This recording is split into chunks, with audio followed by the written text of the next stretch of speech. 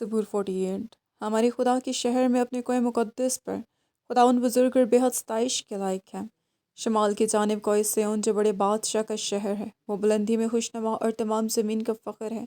اس کے محلوں میں خدا پناہ مانا جاتا ہے، کیونکہ دیکھو بادشاہ اکٹھے ہوئے، وہ مل کر گزرے، وہ دیکھ کر دنگ ہو گئے، وہ گھبرا کر بھاگے۔ وہاں کپکپی نے ان کو آ دبایا اور ایسے درد نے جیسا درد زخم تو پوربی ہوا سے ترسیس کے جہازوں کو توڑ ڈالتا ہے۔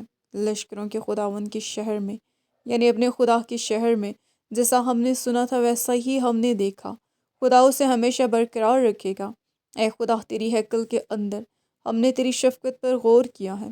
اے خدا، جیسا تیرا نام ہے ویسی ہی تیری ستائش زمین کی انتہا تک ہے۔